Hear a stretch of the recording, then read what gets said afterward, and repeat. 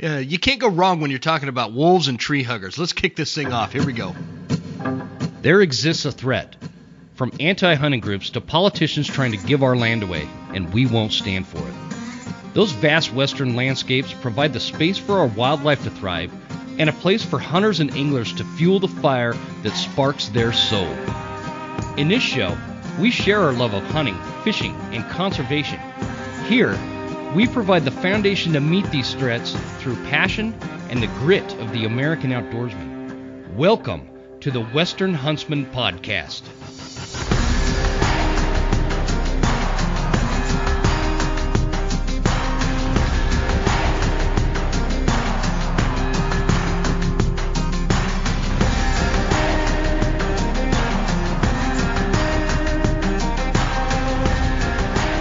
Hey guys, welcome to episode number 52. This is Jim Huntsman, your host, coming at you from the Broken Time Studio right here in Hayden, Idaho.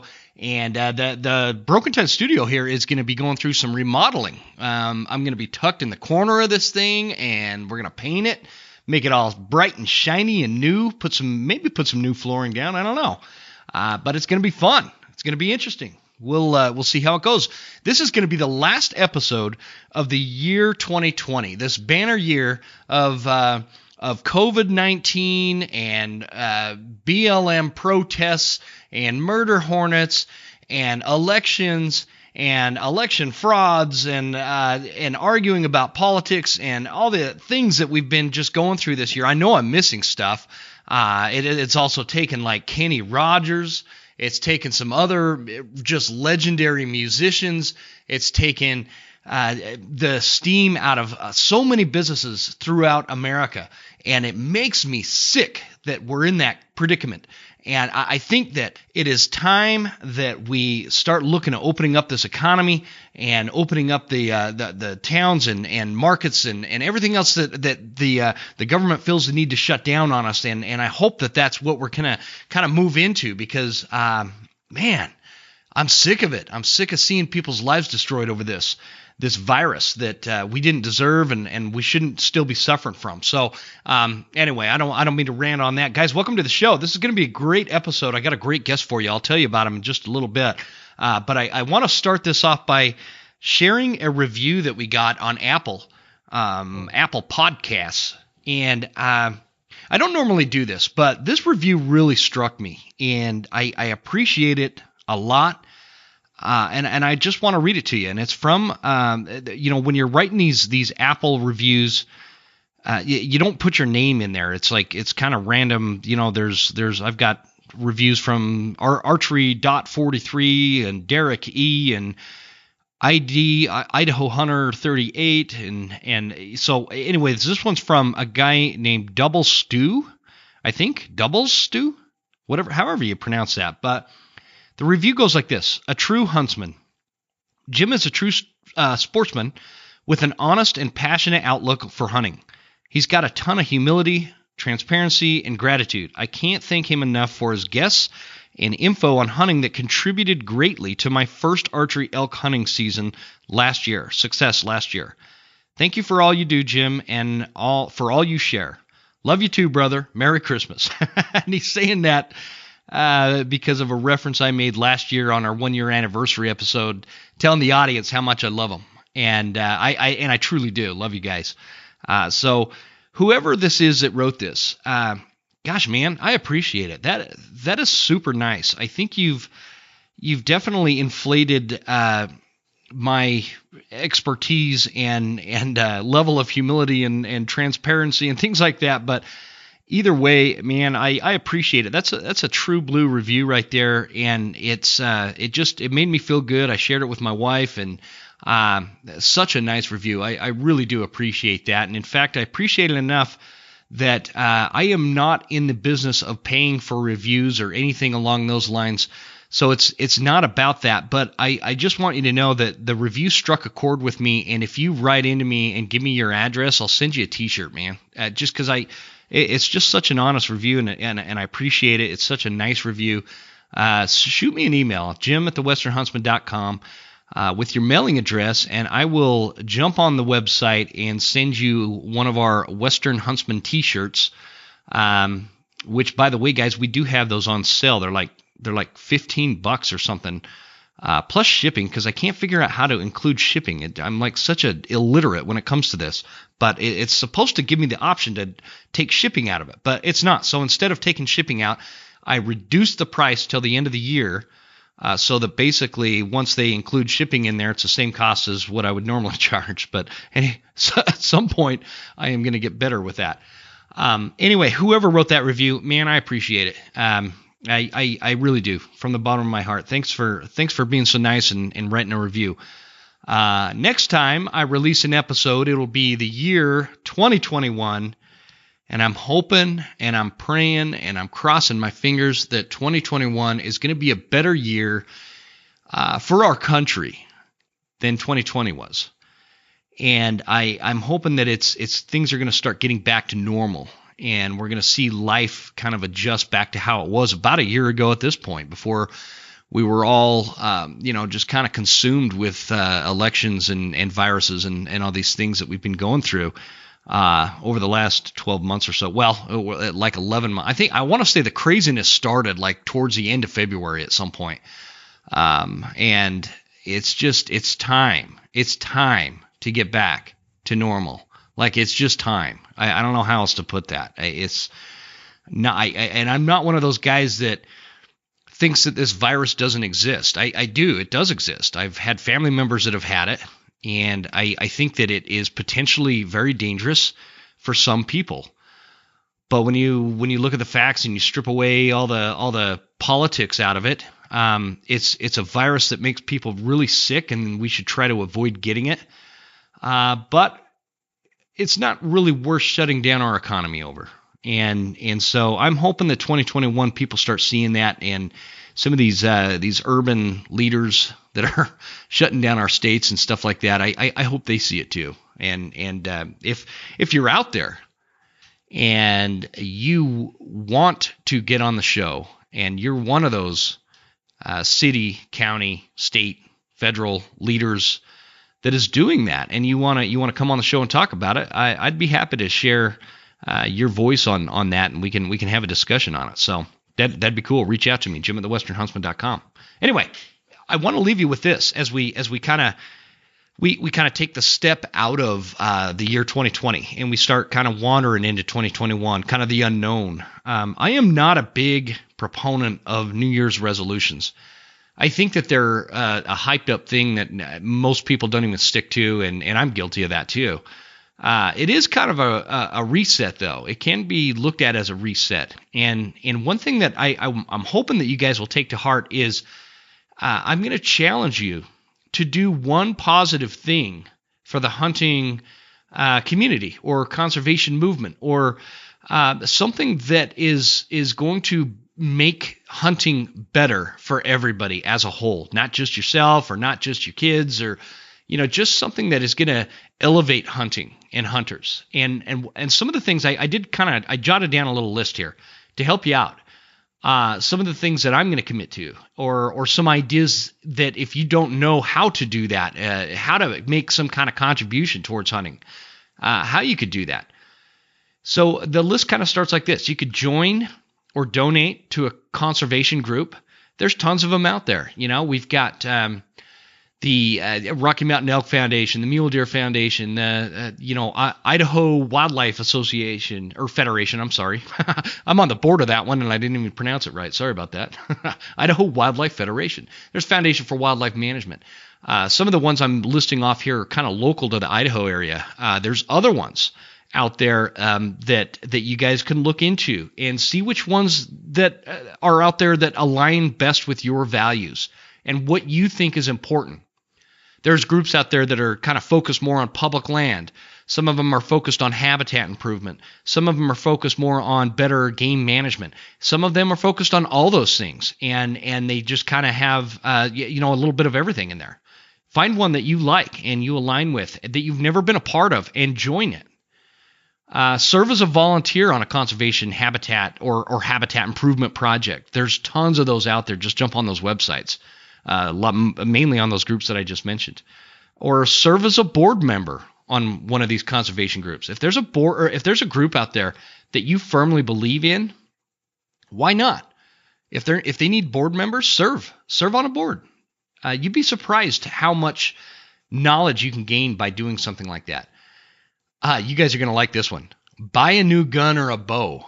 And the reason I say that is because that is going to apply funding towards a Pittman-Robertson tax.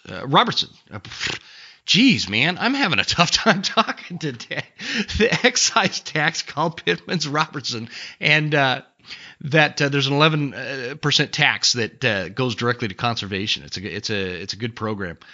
Another one, I'm going to challenge you guys to portray a positive ethic on social media. So if you're listening, I don't think anybody in this audience does that.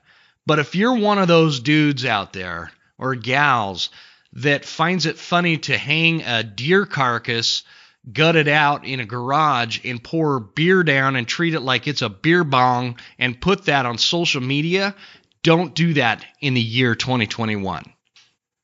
Just don't do that kind of shit. Just that portraying a positive ethic on social media, I think is going to be one of the biggest and most important things you could do. Keep your pictures clean. Don't include alcohol and cigarettes in your pictures when you're putting them on social media. And a lot of people are going to be like, well, that's just who I am, and that people can accept or not. Listen, you can't have that attitude anymore. We are so outnumbered, and the people that are against hunting, the anti-hunting movement, they're so fired up. You have no idea what we're up against with that kind of attitude. You need to change your attitude. It's not about them accepting you personally. It's about portraying us as hunters, as a united front, that this is our lifestyle and we cherish it and we respect our wildlife. That's what that means. That's what you're going to do. So don't have a negative impact on social media. Grow up with that shit.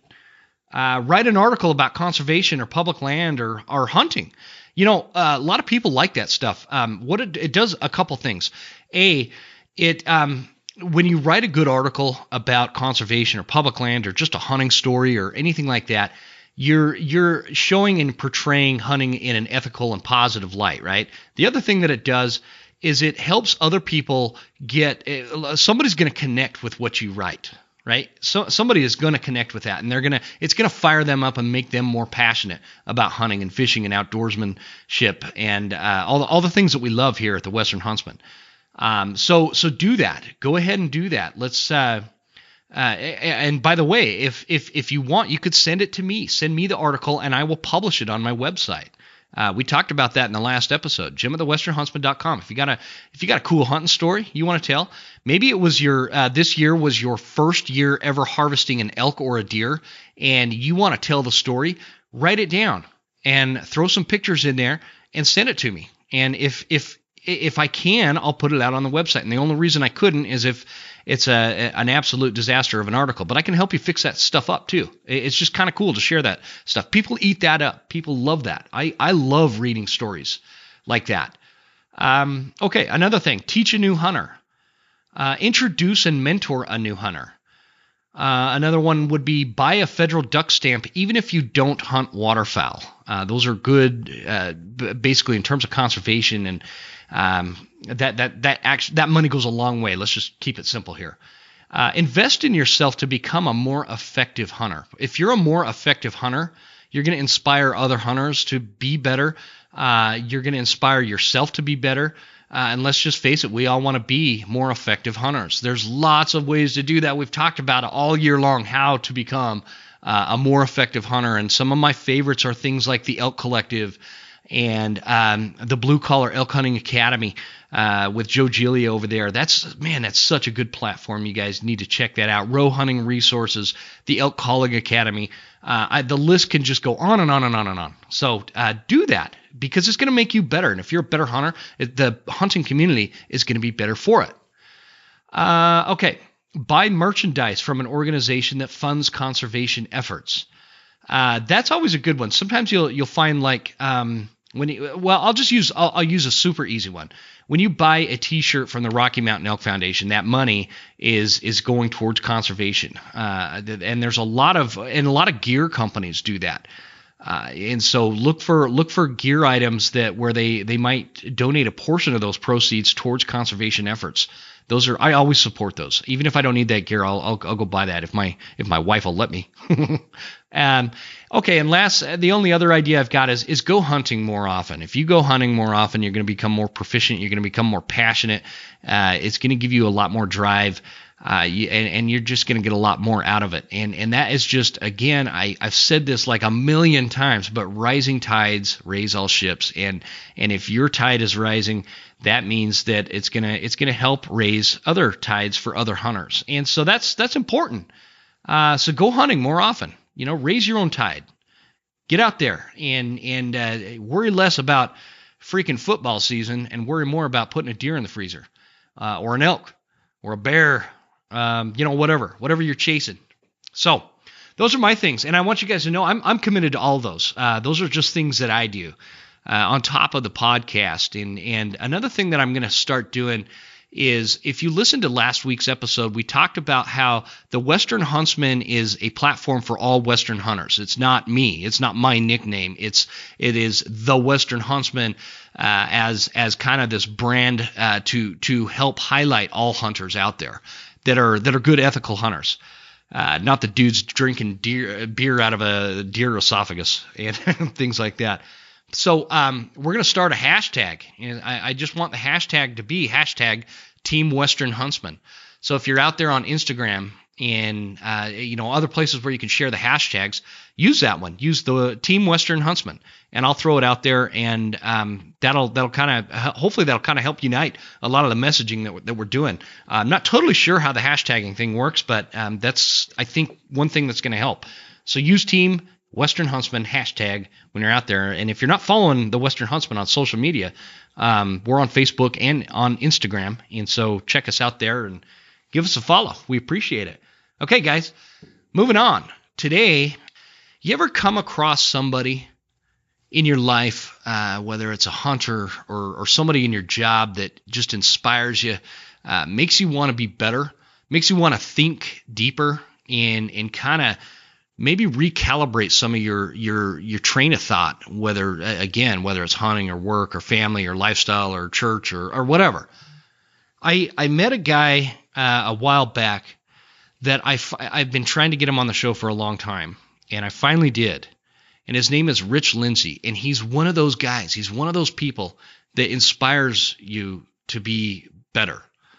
And he is just one of those, he's a salt of the earth kind of person. He's got a lot of history and experience hunting elk, fishing the lakes of North Idaho, hunting bear, hunting wolves, hunting deer. He's a prolific and a prolifically successful outdoorsman. And I was super excited to get him on because I'm excited to share some nuggets of wisdom from this guy. Rich lives up in the Priest Lake area of northern Idaho, and I was fortunate enough to go up to his place and meet with him and sit down. We sat down in his kitchen and just kind of like this bar table thing he had set up, and we sat down and had a great conversation. And in fact, I wish I could have just recorded the whole time I was up there, because we had great conversations the whole time I was there. And I was there for, 3 or 4 hours, and I recorded an hour of it. I wish I could have gotten it all. But we started off my visit up there by hopping in his truck and taking like this 5-mile loop. It had just snowed, and we were checking for fresh wolf tracks, because he's been having some wolf problems up there. And so we did that. And that's kind of how we broke the ice. We talked a little bit beforehand, but we've never met in person. And so this was the first time I met him in person. And what better way to get to know somebody than go on a quick little hunt like that? So we did. We went up, looked for wolves, looked for sign, looked for tracks. Didn't come across anything fresh, so we just kind of circled back and headed back to his place. And that's when we sat down and recorded this episode with somebody that I think you guys are going to really like. You're going to really enjoy this episode. He is one of my favorite people that I've had on the show, and I can't wait to get him back on. We've got plans for another episode coming up. So without further ado, guys, let's jump into this with Rich Lindsey. And he is a guide. He's a fishing guide, He's a great hunter. He's a great representation of what it means to be an outdoorsman. You guys are going to learn a lot. Listen up. Here we go.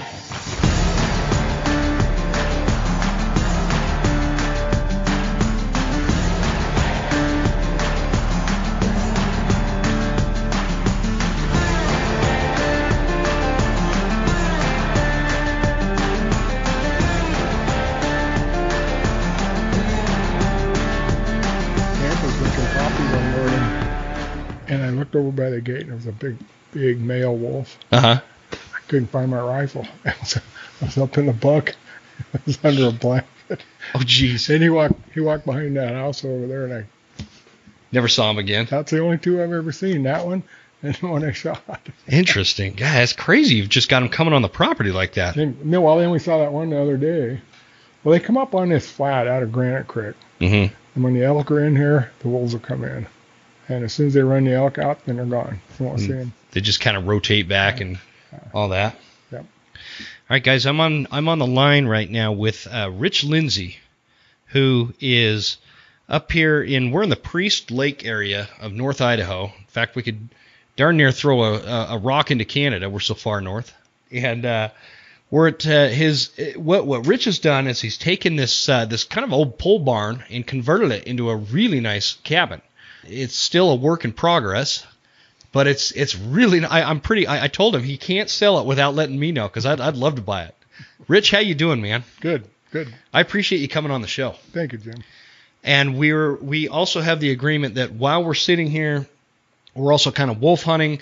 Rich has had some wolves come onto his property in the last couple of weeks and kind of messing with his dogs, and so we've got our eyes open, ears peeled, and we're ready to get after it. I appreciate the beer too. Yeah, good. So, Rich, let's kind of start off with, can you give everybody an idea of where you're from? I know you and I were just talking about. So, let me start by saying that we just went for a ride first. We were looking for wolf tracks. We probably did like a 5-mile loop or something, and didn't see anything fresh. So we're back at his place here and recording. So we're not in the Broken Time studio for a change. We're in you got a name for this place, Rich? Bourbon Flats. Bourbon Flats. I like it. So that's a name on the county plat. Is it really? Yep. I knew exactly where you were at when you gave me your address, and I'm like, oh, okay. I didn't know that it went this far back. So this is pretty cool. This is a first for me. Yeah, it's nice back there. It's quiet. We have a ridge that runs between my place and the lake, so we don't hear any of the lake noise. Oh, that's nice. You don't hear any of the road noise. It's dead silent in here all the time. Because that lake gets pretty rowdy in the summer. Oh, yeah. Yeah. So, yep. And during the summer, Rich has I don't know how much you want to promote this, but Rich is a fishing guide up here on Priest Lake. And what's the name of your guide service? The Idaho Fisherman. The Idaho Fisherman. And he stays pretty busy and catches some pretty impressive trout out there on the lake, and it's been fun kind of watching him over the last few years. But let's get started. Like, kind of tell us where you're from and how you grew up, and we'll take it from there. I grew up in Coeur d'Alene, and I'm glad that I grew up in Coeur d'Alene. Yeah. I couldn't think of a better place to grow, live, and spend time. I know when we were kids, Dad used to take the boat down to the 3rd Street ramp, which wasn't a 3rd Street ramp then. It was the Inland Marine's ramp. Inland Marine was a company that actually was located directly where the big cruise ships come in and pull their bow in and tie up. Oh, really? That was where the ramp came down, not where the 3rd Street ramp is now. Gotcha. And that all changed. Bob Templin came in and started the North Shore Resort and Convention Center. And that kind of got me started. He asked me a couple different times to come and take some of his guests fishing. And some of those people were the Outdoor Writers of America. I remember Grits Gresham, I took him fishing. Several of the other guys. Homer Circle was one of them. You took Grit fishing? Yep. Oh, I didn't know that. I took Homer Circle and his wife fishing on their 50th anniversary. No kidding. Yeah, and that kind of got things rolling, and I didn't know my guide service just kind of grew from there. So you've been guiding a long time. I just finished my 47th year. 47th year guiding up here. Started in 1974. And your main lakes are we've got Coeur d'Alene, we've got Pend d'Oreille, and we've got Priest. What's your favorite lake to guide on? People ask me that all the time. And I think it's a big question because I fish all three. Well, I can't say that I have a favorite because every season has a period that I want to be at a different body of water. Gotcha. October, I don't want to be anywhere but Lake Pend d'Oreille. Really? Okay. Yeah. May, June, Priest Lake. May, June, Pend d'Oreille. I grew up fishing Coeur d'Alene. Fernand was one of my staples, when I first started guiding. And then, of course, the state came in and required us to license up, and you have to be licensed for each individual body of water now. But back then, I could go guide anywhere I wanted to. Yeah. So, but today, I'm still licensed on Pend d'Oreille and Priest Lake, and I bounce between those two. Because I can't figure out Pend d'Oreille. I have a heck of a time catching fish on Pend d'Oreille. It's a big, huge body of water. Yeah, it is, and it's deep. It's cold. It's a great lake, but I struggle on that one. I can catch kokanee like crazy on that lake, but that's about it. Kokanee are great to catch. They're good eating. They are good. Yeah. Pend d'Oreille, it's like an ocean. Mm-hmm. It's a huge body of water, and climate. Yeah. Seasonal changes. They all have a big, huge impact on what each species of fish does. Yeah. And I guess the easiest thing for me would, when I'm looking to catch fish out there, what species am I going to go for, and where are they going to be located? And I'll try to fine tune that to one particular fish. Mm-hmm. I'm not going to go out there and try to broadcast and catch everything at one time. I think that's, do a lot of guides do that, where they're trying to just kind of cast in a wide net? I've never had a guide for fishing any of these lakes, so I'm just curious how that works. Well, to me, it's a fly by the seat of your pants. It's something that I've done all my life. I fished before I became a guide, and one of the reasons I became a guide is because of my love of fishing. Mm-hmm. And when I realized that, hey, there's maybe a niche here that I can move into and actually make a living, and I was blessed to be able to do that. I hear dogs barking. Yeah. Did you hear that? Oh, maybe they're just playing. I don't know. Maybe somebody's here. Let me go check. All right, you go check. While he's doing that, I'll just keep you up to speed as to. Oh, it does look like somebody's here. I'll pause this for a minute. Well, I think because of this COVID, everybody, where my family, we go camp a lot up on some national forests, and we're usually, there's a few other campers up there, up on the river. Not this year. Man, and then you get these people, they pull up in these big RVs, and they pull out their rifles and start shooting in every direction. It's like, you guys know, I am 50 yards from you. My camp is 50 yards from you. And they don't get it. They don't get it. They don't care. Like there's no consequences, right? So that was nice meeting your neighbor, though. And you guys, I just hit record again here, but did you? Yeah. And so it's you guys have quite the little saga going on up here with these wolves and the wildlife. Yeah, we talked earlier. This whole Priest Lake Basin, the wolves have damaged it. Mm-hmm. And I hope it's not a permanent damage. I've never seen anything like it. What do you think needs to be done with wolves? Honestly? Yeah. How did we get rid of them before? Yeah. Poison. Good point. Poison. Yeah. And it's not like, because I agree, and I'm not saying this from some hatred for the wolf, right? I don't hate them. Yeah. It's not. That's not what this is about. But they are perhaps the most cunning wild animal that we have on our landscape in North America. And so the tall task of managing them has just become too difficult.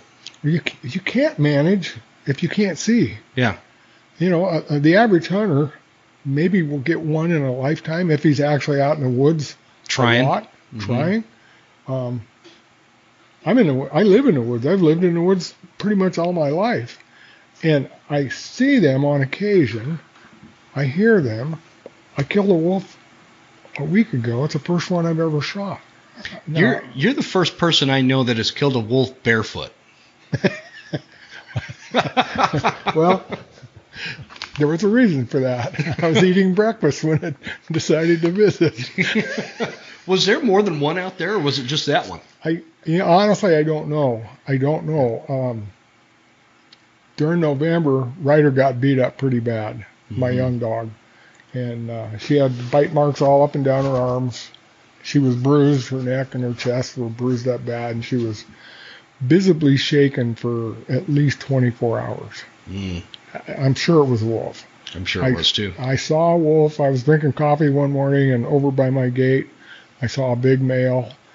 I would have shot him if I could have got on him. I couldn't make it happen. Yeah. This wolf here that was fighting with our dogs. Kathy was here in the kitchen. I was eating breakfast over there, and I looked out, and I could see Ryder. She was excited, and her hair was all standing up on her back. And I thought, what's going on? And I stood up, and instantly, here's this big black wolf silhouetted against the snow in my front yard, fighting with my dogs. And Taz, my 16-year-old, wouldn't take much to finish her off. A wolf could knock her down, sure. And she'd be out of commission forever. And the first thing I did, I grabbed my rifle, ran around the back of the house, and was fortunate enough to be able to put it down. Yeah. And I don't kill wolves just to kill them. There's a reason, I mean... Well, I don't know. I won't say that. There are people that will kill them just to kill them. But I think, to your point, where we have this mindset where I think that we have a deeper understanding than a lot of people, especially that live in areas that are not in wolf country. We have a deeper understanding of the consequences of having them running amok, right? Especially, you live out here. This is wild country out here. I'm jealous. I'd love to live out here. Well, it's a dream. It's a dream to live here and be surrounded by all this. Yeah. I mean, you've had, just in the last few months, you've had wolves. You had those grizzly tracks, tons of black bears, and obviously the deer and the elk and moose are around. And it's heaven. It truly is. And people that come fishing with me that live in urban areas, aren't you afraid of those? Aren't you afraid of the bears? I don't know. I'm far less afraid of this wildlife than I am of the people that I'm surrounded by when I go to town. This stuff out here I can trust. There is like an honest relationship that we have with wildlife, right? Yeah. I've taken people hunting before, and I'll point out, there's bear droppings right there, and they get pretty nervous about it. It's pretty comical, but if you're not immersed in this kind of life, I can see where that could be, because of Hollywood. Hollywood makes the same people that don't want us to manage wolves and bears and everything, but they're also the ones that make them look like they're a bunch of bloodthirsty animals that are always in attack mode. Yeah, remember The Revenant? Oh yeah, jeez, that depiction, and I mean, there's a ton of them. What was that show? I think it was called The Bear. Anyway, I'm getting off topic. It was when I was a kid, it made me think that all bears were out to get you. Yeah. And I grew up in the woods, and so for a kid in the city, I can imagine that effect is a little bit more profound even, but. Yeah, my wildlife is awesome. I love it. I love being with them. Love being around them, seeing them every day. It's the way life should be. My life, it's the way my life should be. It's the way I've always envisioned it, the way what I've always wanted. Now, with the arrival of the wolves, things are out of balance. Completely out of balance. Our moose population has plummeted. What do we do about it? How do we bring that balance back? Yeah, this is an argument that we've had. I've been talking about this for years, and it's something we've discussed a lot on the podcast. Even I've had entire podcast episodes just talking about dealing with wolves, and it's different for everybody in terms of regionally where they're at. Wolves, folks down in southern Idaho are dealing with wolves in a different way than we are in northern Idaho. Folks in Montana have different challenges. Folks in Alaska have different challenges than what we experience. And so I think that one of the things, and you already kind of nailed this one, but one of the things that we have challenged with in terms of the wolf here is how thick these forests are. I mean, if somebody has not been to the panhandle and the far north panhandle of Idaho, this is super thick, old growth coniferous kind of forest. You don't sit on a ridge and glass for wolves. I mean, the likelihood of you seeing them is just really not there, and so that's the challenge. Our clear cuts are gone. Most of our clear cuts are gone, and the old burns that we had in the 60s, 70s, 80s, even the 90s, they're grown up. You're not going to see anything. Yeah. You got to sit on a trail. Now you got a whitetail hunt. You got to sit in heavy brush thickets, and that's where these animals live. Yeah. You're not going to see them. Yeah. That's why trapping is much more effective than hunting.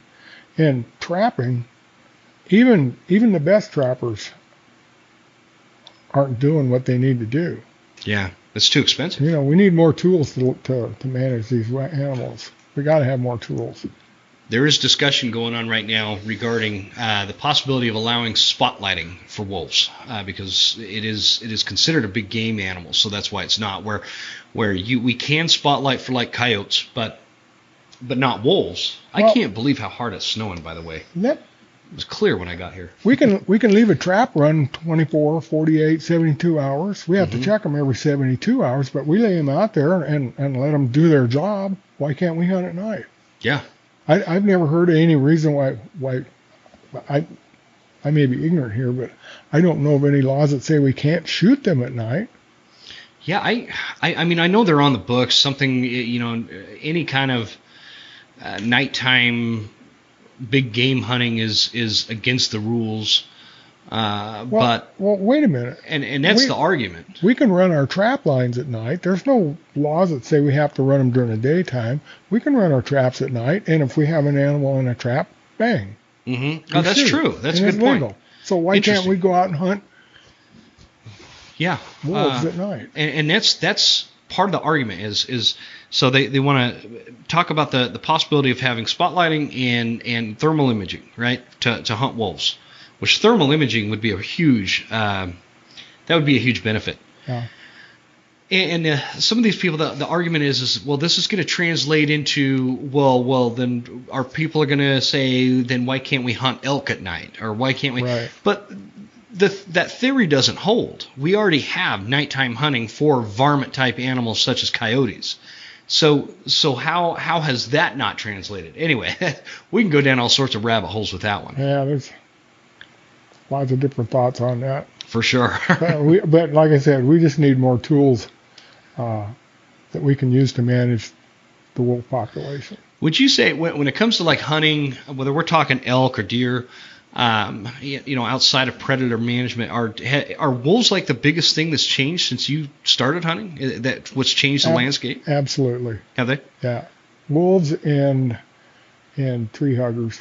Yeah, I knew we were going to get along pretty good there, Rich. We're starting to get a lot more tree huggers up here in North Idaho. Oh man, it's concerning. It's bad. It's bad. Yeah, for sure. So when you're not guiding, walk us through when you're not guiding for fish. Walk us through kind of what you do day to day, what your lifestyle's like, and how you've immersed yourself in this kind of living. Well, gee, I never thought about trying to describe that. I'm just like anybody else. I get up in the morning, fire up the coffee. Want to read the news, want to check Facebook. I'm just like everybody else. But the only difference is I'm smack dab in the middle of where I always dreamed of being. Mm-hmm. So I have a tendency to not go anywhere. I like to be here. I like to be surrounded by nature. Yeah. I wrote a little piece on Facebook about our last 2 days of deer hunting.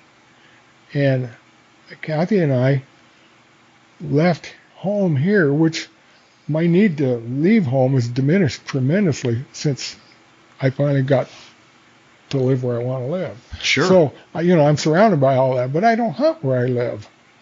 These animals that visit my home here, they're off limits.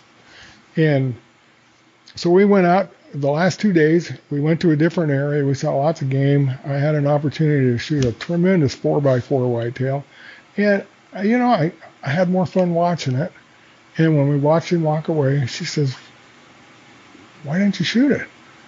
I said, "Well, we have plenty. Our freezers are full.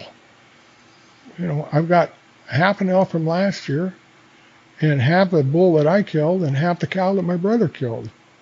We don't need any more." And I'm totally satisfied with what we did. That's interesting. So not a lot of people put that much thought into it.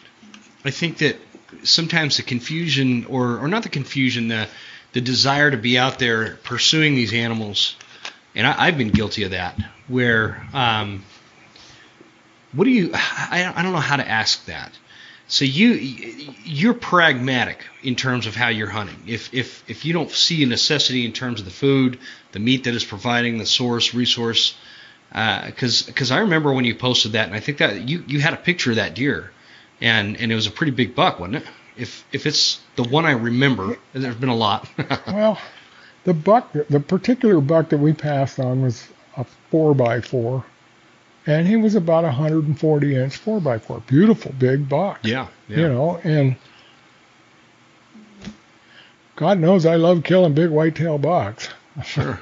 I've killed lots of them, but that particular time, at that particular moment, I didn't have a need for it.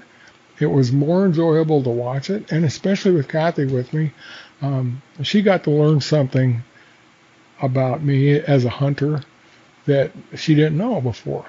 Pulling the trigger is so anticlimactic. Yeah. It truly is. I mean, I agree with once that. you pull a trigger, then the pretty part stops. The fun part, the pursuit, that's over.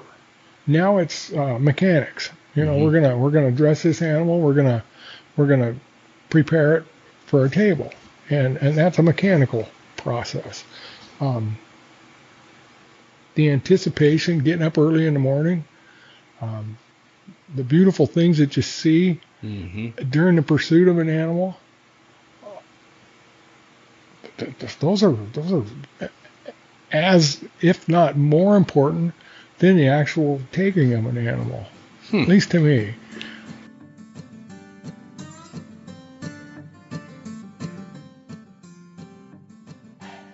Ho, ho, ho. Are you guys thinking about getting some hunting gear for Christmas, whether it's for you, where you're going to be your own Santa Claus, or do you have a hunter in mind that you want to get some hunting gear for? Well, let me just tell you a couple of sponsors that we have here on the show that'll save you a little bit of money. And the first one being Hoffman Boots. My favorite go-to boot company out there is Hoffman. And let me tell you something. You are not chinsing out by getting you a set of Hoffman boots. I run the Explorers in the 8-inch. You can also get the 6-inch. You can get the Summit boots, which are really badass. And these boots, I've trusted these boots for years. This is not some new thing for me. I love my Hoffman boots. I've had all the big name brands of boots out there, and I can promise you that I will never buy anything but Hoffman again. Save you a little bit of money, because the Hoffmans aren't quite as expensive, but yet don't let that take away from the quality of these boots. They will last a long time, and they are worth every cent. And to make it even sweeter for you this holiday season, if you use the promo code Huntsman15, all caps lock, that's going to save you 15% at checkout. Great boots, great warranty, great product, check it out at hoppinboots.com. Moving right into the scree gear. Guys, you know I've run scree gear for a while now. If you listen to this show, I'm a big fan of scree. This is high-performance hunting attire and gear. It's scientifically tested camo patterns, and it's backed by a great company. They named the company after scree rock, and they changed the spelling on it. You know that shale rock kind of stuff you find at the bottom of base cliffs? That's where they got the name, and it's a Western hunting company. And here's what's cool right now.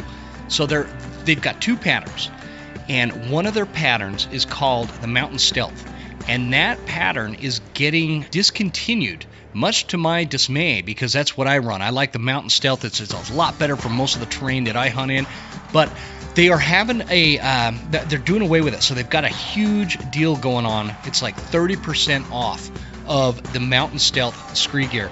So if you have the inclination to get outfitted for new camo for next year, go to screegear.com and check out anything in the Mountain Stealth. I highly recommend the Elite Starter Bundle. It's probably the best bang for your buck. And if you get it in the Mountain Stealth, I think that's going to run to like the last day of September. I've got September on my mind. I'm telling you right now. Last day of December, that 30% off is going to be taking place. So go check it out at screegear.com. Now, if you do use the Mountain Stealth, that is going to be a better discount than what my promo code can offer you. But I would ask, please mention in the comments somewhere that you did hear that at the Western Huntsman on the show. I appreciate that from the bottom of my heart when you do that. And if you're not using that and you need a promo code because you're going to get the other stuff, then use promo code the Western Huntsman, and that's going to save you 15% off and free shipping. It's a great deal, and you're going to love your scree gear. Last but not least is Phelps Game Calls. Phelps Game Calls is the go-to call company for the Western Huntsman, whether we're talking deer, bear, and especially elk. Phelps Game Call, those calls have put down more elk than the plague. And you guys, if you follow along with the whole brand of Phelps, it's a wonderful company story filled with great people. They do excellent products, excellent customer service, great warranties, great company. You just can't go wrong. Go to Phelps.com, use promo code Huntsman10 and save 10% off your Phelps calls for next season. It's coming up. I know we're in Christmas right now. It's Christmas, but September's going to be here before you know it. So go check it out at Phelps.com. Let's get back to the episode, guys. Thanks a bunch. We'll talk to you soon. What you just said there is actually one of the biggest reasons why I wanted to get you on the show. And for people that don't know, Rich is, I've said this on the before, truly, I am excited for every guest I get on the show, right? But I was really excited to get you on. I think that you have a lot of perspective that is missed by a lot of hunters these days. I think that perceptions in some of the conceptual ideas of what hunting is lost on a lot of hunters.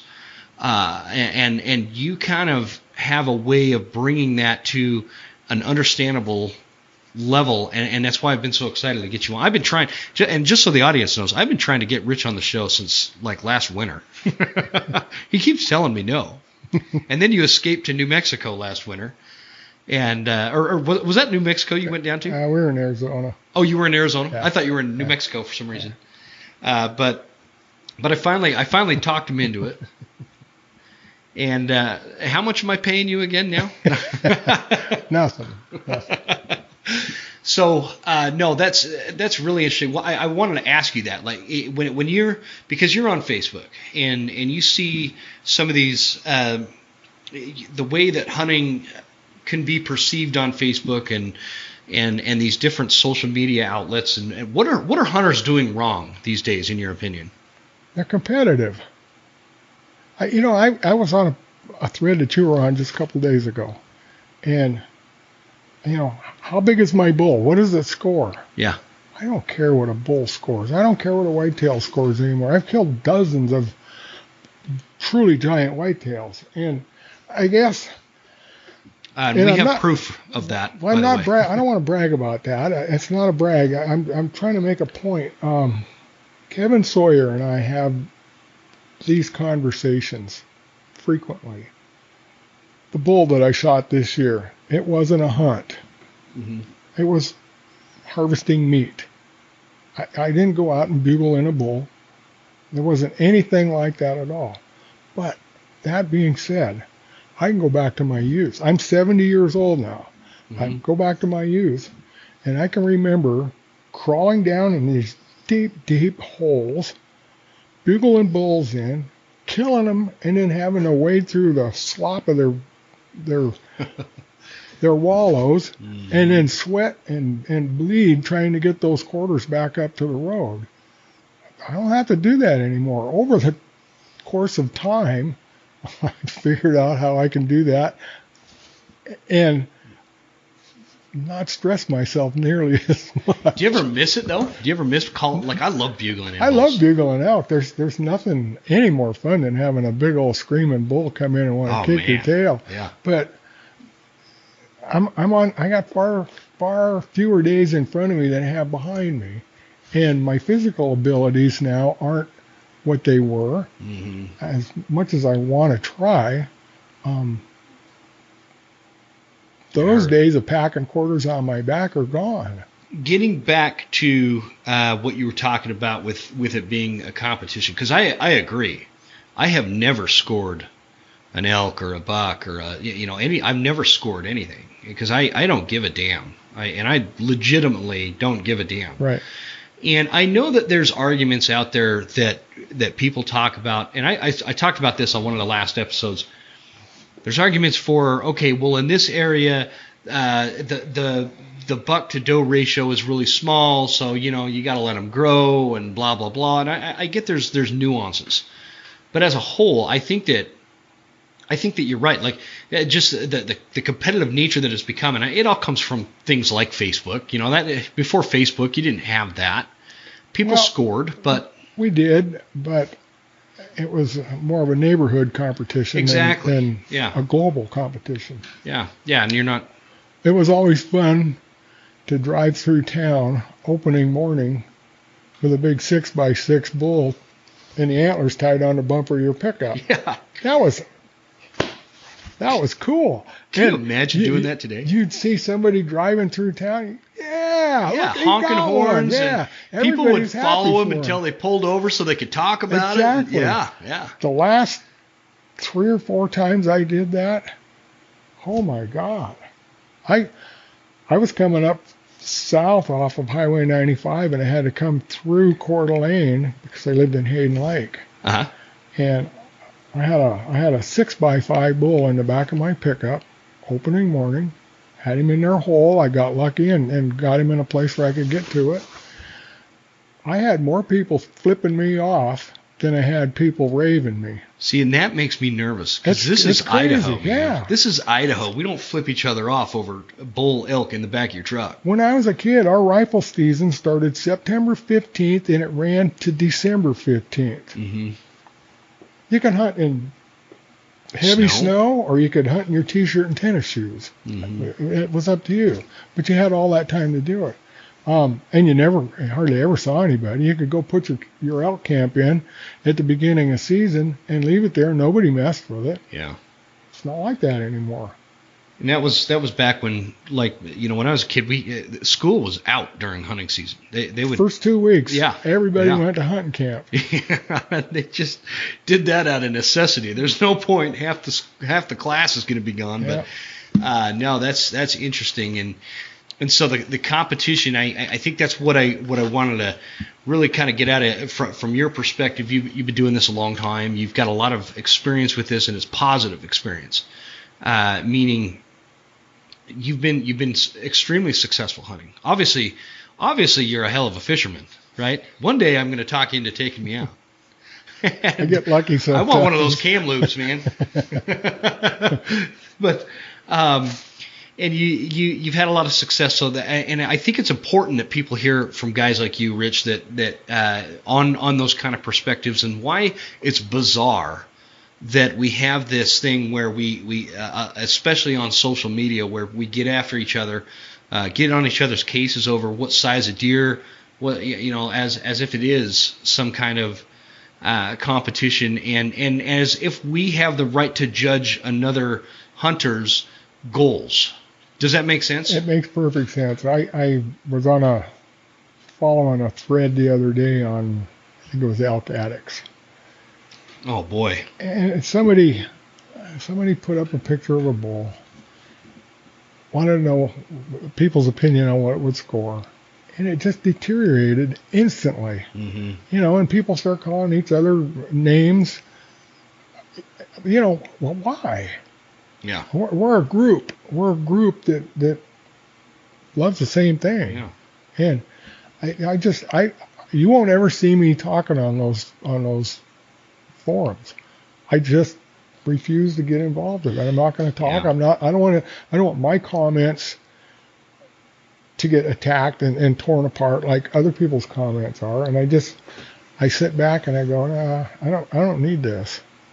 Do you think that part of that in my opinion, and I've thought a lot about it, for some reason it really bothers me when hunters go after each other on social media, because I know that if instead of being on the internet and they were down hanging out at the bar, like right down the road we got Hills Resort, if there's a bunch of hunters hanging out at the bar, they're not talking to each other like that, right?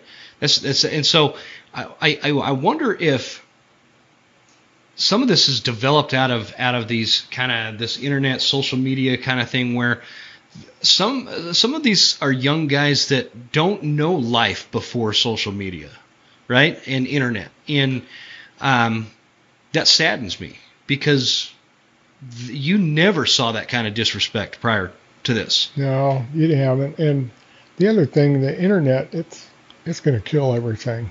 I know. It kills everything. It exposes too much. Oh, sure it does. To me, the art of discovery is sacred. The places that I used to hunt, Mm-hmm. I'd take a few people in, and it backfired on me every time. Oh, man, me too. I won't ever take anybody here, Rich. I promise. This is such a great spot. Well, the next time I roll in there, there they are with their buddies, and the next time their buddies. Their buddies are there with their buddies. Yeah, and it's ruined. It's ruined forever. Yep. Same thing fishing. I had numerous people beg me, show me a big lake trout. Take me out and let me catch a giant lake trout. I won't ever tell anybody your secrets. Yeah. Yeah, right.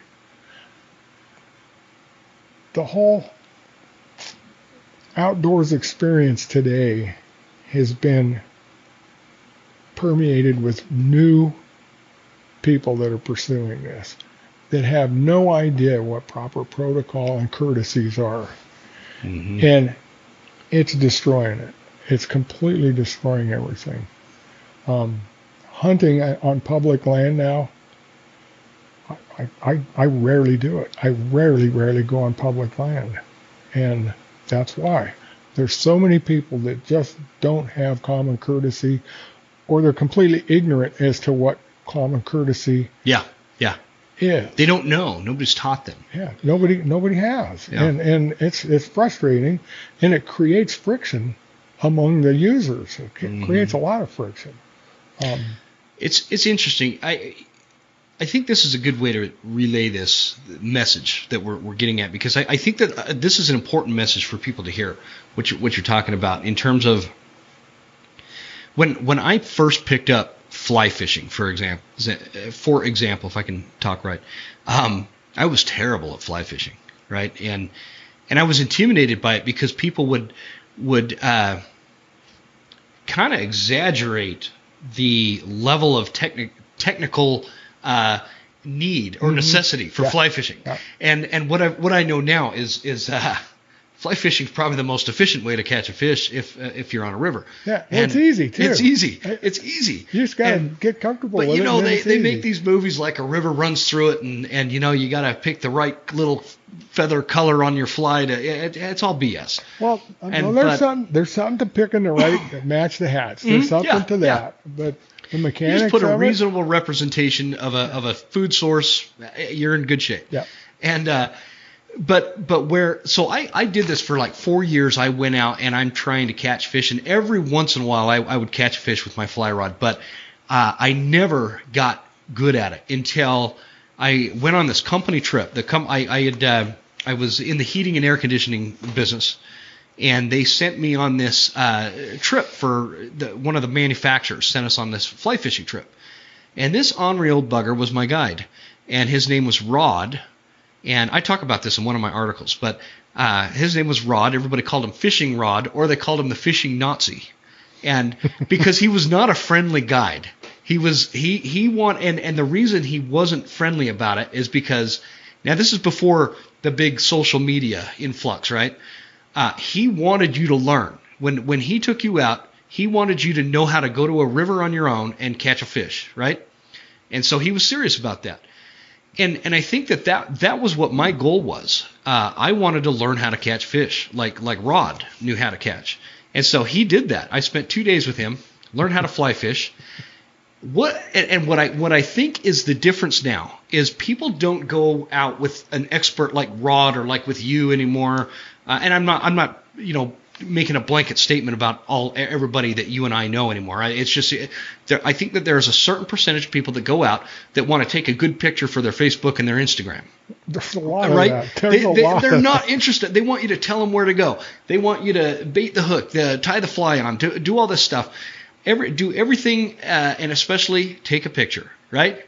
And so I think that's a big thing, and it's like that with hunting guides too. I know there's some hunting guides that get frustrated with that because people don't want to learn the art and the skill of being an outdoorsman anymore. Guiding is not what people think it is. It's tough. And for me, I want you to catch fish. Mm-hmm. And there's certain things that you have to do for me so that I can do what I need to do for you. Boat control is huge. I run small boats. And a lot of times I get big people in my small boat, and they don't understand the need for a balanced craft so that I can put my boat where I need to go. Because I'm always fishing a specific piece of real estate. Mm-hmm. People just think you just blindly broadcast your lures out in the water and just drag them around. That's the farthest thing from the truth that there could be. Yeah. I'm working specific pieces of water, whether it may be the bottom, may be a current seam, whatever. If they'll help me, then we're going to be successful. Same thing in your fly fishing. Mm-hmm. Your guide was trying to teach you this, and this, and you put all these things together, and you're going to catch that. Mm-hmm. There's times when I come off as a mean, curmudgeon, crude old man. No. And I'm sorry, but you know what? That's me. Yeah. And I can't please all the people all the time. I can please some of the people some of the time. And I'm sure that the rest of those guides out there are going to go, yeah. Well, I know this, though, Rich. Whatever you do, it works, because I tried to book with you last summer, and you were booked the whole time. I couldn't get a spot. And so I need to just reserve a spot while I'm here at your place for next year if you're going to do it still. We can do that. I'll be guiding. All right. Now you got stuff in the works, so we're guiding. All right, sounds good. But no, I think that's exactly it. Just like that guide was with me. I think that people need to pay more attention, whether they're with a guide or like a hunting mentor or a fishing mentor, somebody that's teaching them the ropes. That this is a lifestyle that is not just based on taking a nice picture and scoring a buck. Right. And it's there's something a lot more to it. There's something that you don't learn it in one trip. Yeah, that's a good point. It takes an entire lifetime. It's a great point. Entire lifetime to learn how to do it. That's a great point. Because using this fly fishing example, I take some flack sometimes because I talk about fly fishing a lot. But I love fly fishing. Mm-hmm. But there's also a lot of snobs that like fly fishing too, and so I think that's why sometimes I catch some flack. But I'm just your regular fisherman, and I like to use a fly rod. But what I learned is how to learn how to fish from that particular guide. And now I can go to any river in the West, in the Rocky Mountain West. Mm-hmm. I can go to any river with exactly what's in my fly box, and I could locate fish on a river, and I can catch them every time. Pretty nice to have that. It's pretty nice, right? Yeah. Now I don't have that on with lake fishing. I'm terrible at lake fishing. Well, and so I need you to teach me. Lakes are no different than a river. In fact, many lakes are like rivers. Mm-hmm. You got the main arterial that feeds the lake, and you're going to have an outlet. Look at it like that. Look at it like it's just a big pool. There's rocks, there's bumps, there's islands, there's current. There's always current through these lakes. People don't think about that. Yeah, I think a lot of people just think the water just sits stagnant. It doesn't. Yeah. And that water is moving around, and it makes fish do different things. And I love learning that. I could geek out on that all day long. Yeah, that's cool. Yeah. No, that's great stuff. And it's the same when we apply that conversation, this topic to hunting is I think people need to remember that it is not just going out into the forest with a gun. Like, this isn't Elmer Fudd. Well, I hate using that example because this social dilemma of Elmer Fudd has eliminated Elmer Fudd from the whole Looney Tunes lineup or whatever that is. Which is pretty irritating in itself. Because he had a gun. Yeah, he had a gun. So we little Johnny's feelings might get hurt, but but that's what it is. The nuance of like deer hunting. It's pretty complicated. It's a pretty complicated process to be successful at it. Yeah. Same with elk and anything else. The biggest thing is you got to be where they live. Yeah. You got to be where they live. I feel sorry for the weekend guys. That have to work a regular job, and they go out, they get all prepared Friday night, and Saturday morning they go to their favorite spot, and there's 18 different guys sitting there doing the same thing. I feel bad for those people. I do too. You know, it's hard to be a weekend hunter and be successful anymore. Yeah, it used to be easy. And not that hunting was ever easy, but it used to be a lot more feasible to just be a weekend hunter, and be successful. I can drive that into a completely different view. This last summer, and it's been going on for quite a few summers, but that I wasn't aware of. But this last summer was much more obvious. Mm-hmm. The people that used to come up on Friday nights are now getting beat.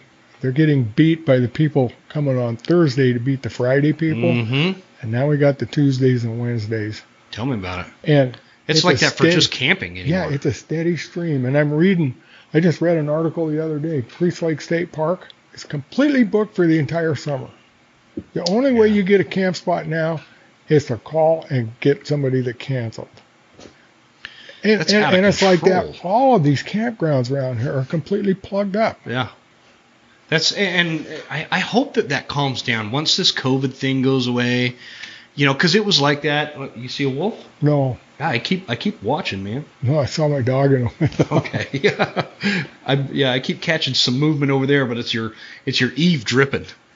But the way it's dripping against the reflection on the glass, I keep thinking something's coming out of those woods. Yeah, pretty soon it'll be the whitetails walking through there. Yeah, no. But yeah, it's like that for just camping during the summer, and it used to be, we used to go up on Thursday to beat the Friday hunters or campers as a family. Yeah.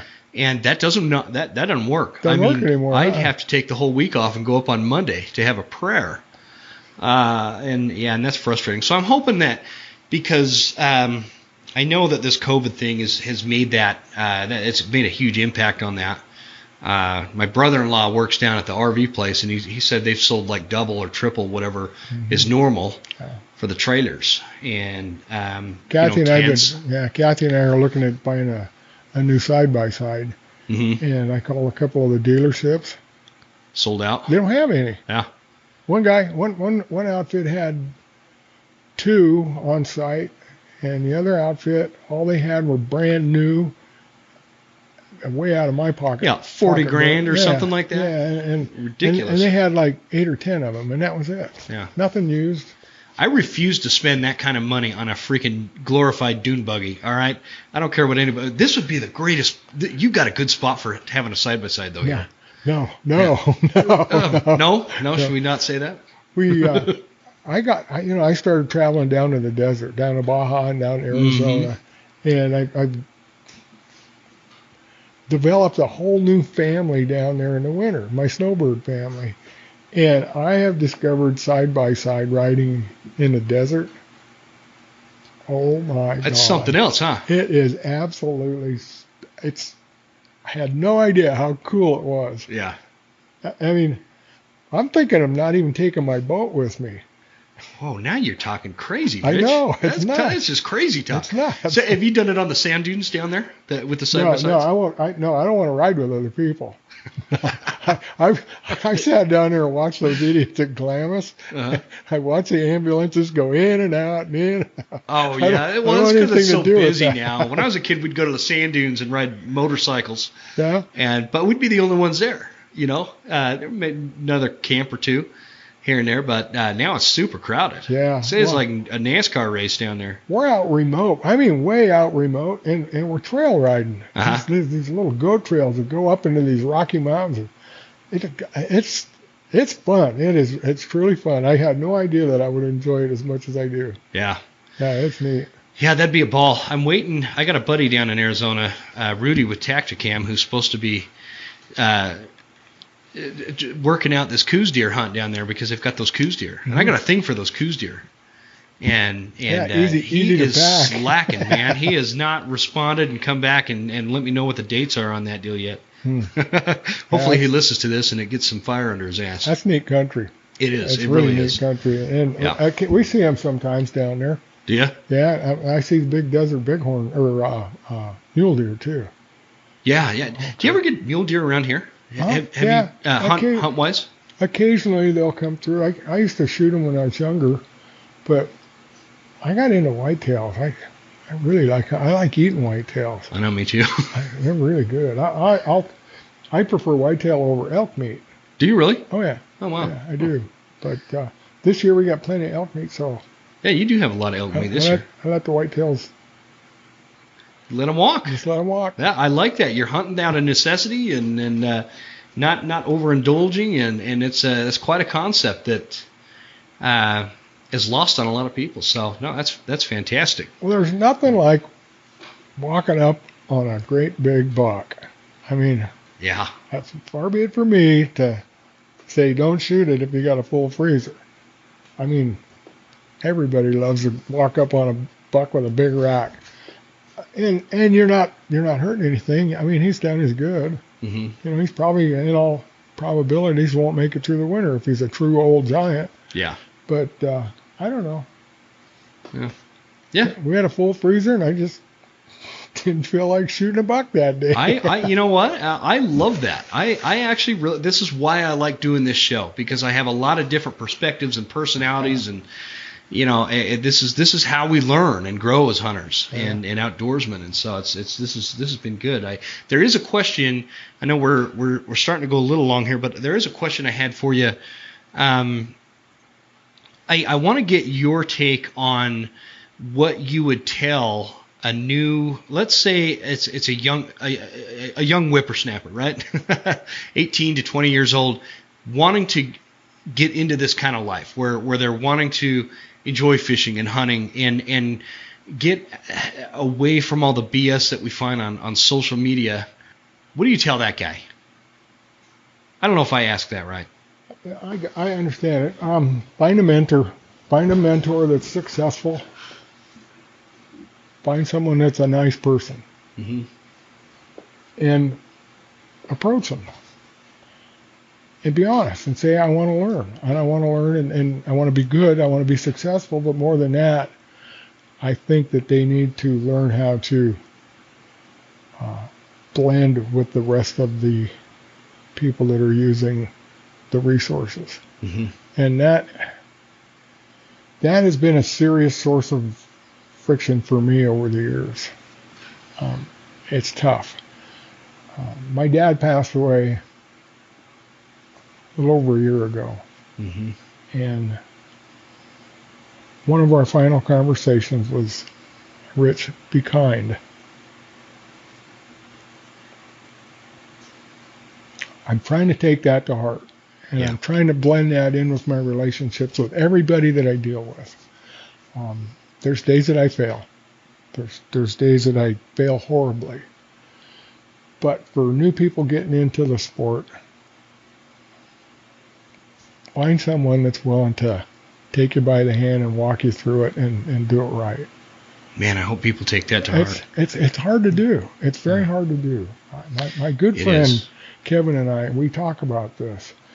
there's days when I'm out there on the lake and I get people crowding me. They see me on fish and they crowd me and they ruin it for me, and I jump up and I yell and scream. It's no fun for them. It's no fun for me. And worst of all, it's no fun for my clients that are in the boat. Mm-hmm.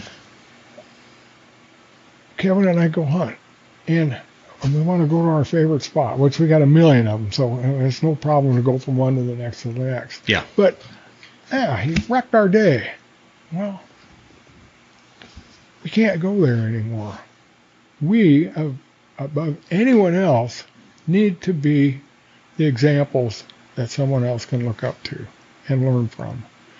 It's hard. Yeah. It's really hard. It's difficult to do, and I want to be that person. I'm not always that way. I'm pretty shy when it comes to spending my time with people I don't know. Sure. When I'm in the boat, that's one thing. When I'm off the boat, I'm pretty standoffish. But we need to be able to share our experiences and shine a positive light for the new people coming in. Yeah. And I hope that I can be that. I hope I can be a better example. And, well, take it from a guy who pays attention to that kind of stuff that I really believe you are.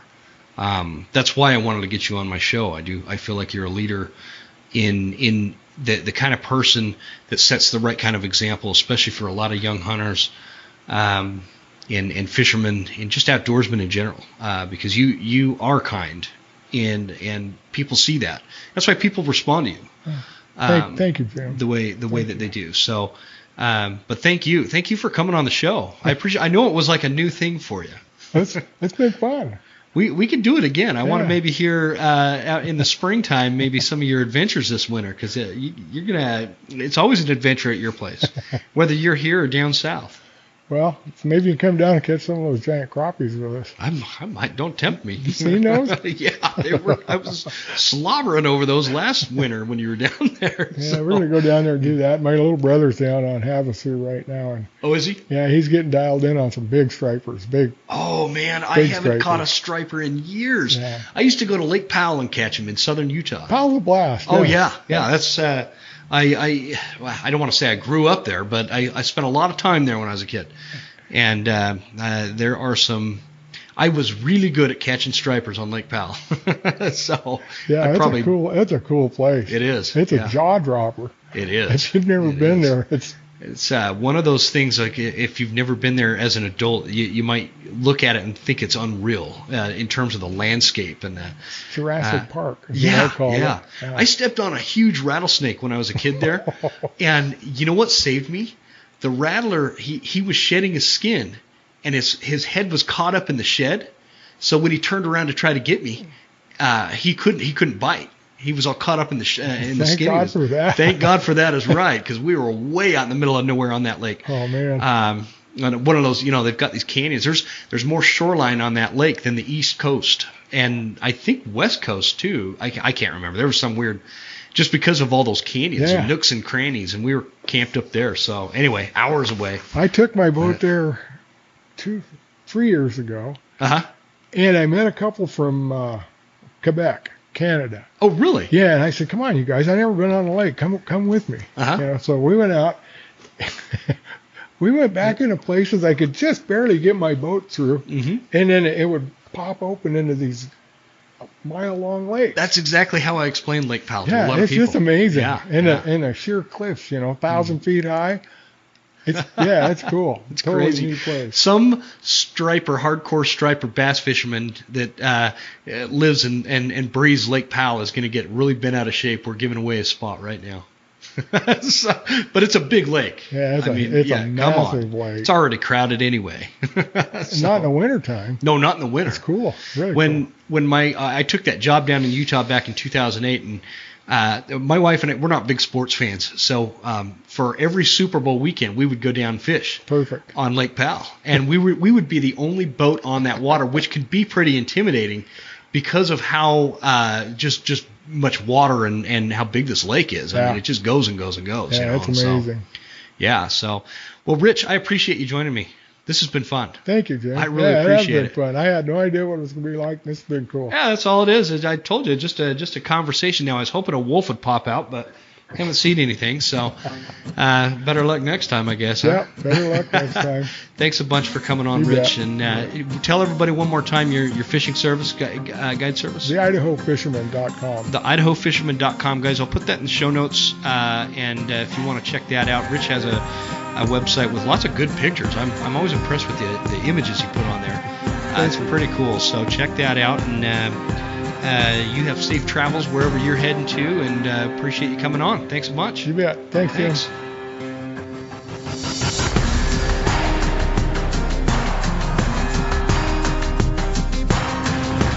You made it all the way to the end. Thank you so much for tuning into the show. We sure appreciate your support. This is Jim Huntsman signing off and reminding you to check us out at Instagram at The Western Huntsman and on Facebook at The Western Huntsman. And you can also check out the website at thewesternhuntsman.com. Thanks again. We'll see you guys next time. Stay Western, and I'll see you on the mountain.